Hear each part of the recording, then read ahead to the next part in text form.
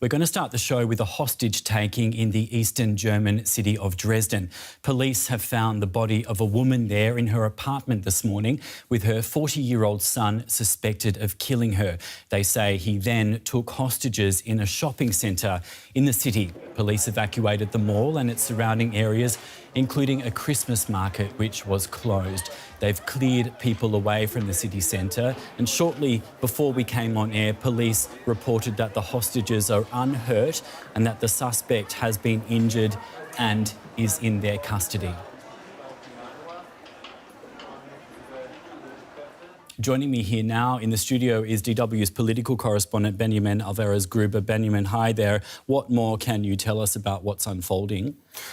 Police was in contact with the perpetrator already, who was in the shopping mall. They said they have 2 hostages. They appear to be unharmed. There are, of course, still ambulances on the scene because you have to do the medical checks first.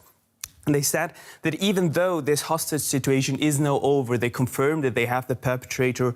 Also, they captured him as well. But it will take a time for this area that has been cordoned off in the central part of Dresden to, of course, let these examiners also look into exactly what happened to follow what was the path of this perpetrator today.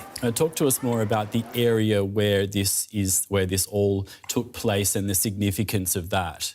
So it is in the center of Dresden, but what this media report, what you also mentioned with the body of this woman that was found, is in the southern suburbs of Dresden. This is a radio station, it's called Radio Dresden. It's a small private radio station that's located close to Dresden Central Station, so pretty close also to the old part of the city of Dresden.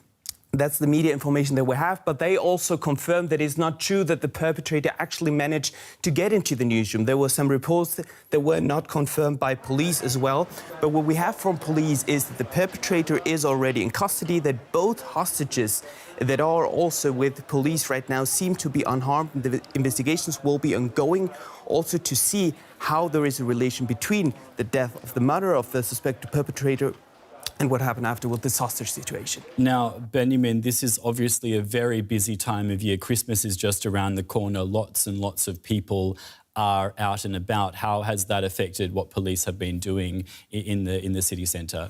So actually taking it very cautiously, and they closed also one of the Christmas markets that's nearby this shopping centre where this hostage situation happened. And if we look back only a few years in Breitscheidplatz, it was a pretty big terrorist attack. And now looking around and going to the Christmas markets, you can see that there's also protection against trucks who may be able to go in there. So there is indeed concern when it comes to possible hostage situations, when it comes to these perpetrators.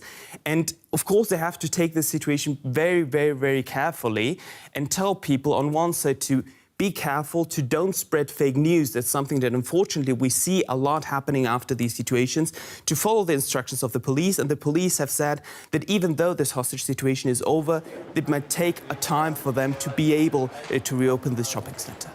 Now, Benjamin, this is all off the back of some very significant security threats that have come to light in the last few days here in Germany. Talk to us about that, if you could.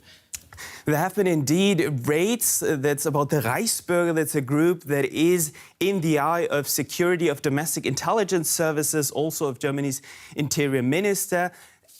I mean, they planned a coup on the German government. We have no idea if this is related, so they would be going into speculation. That exactly what police don't want media to do.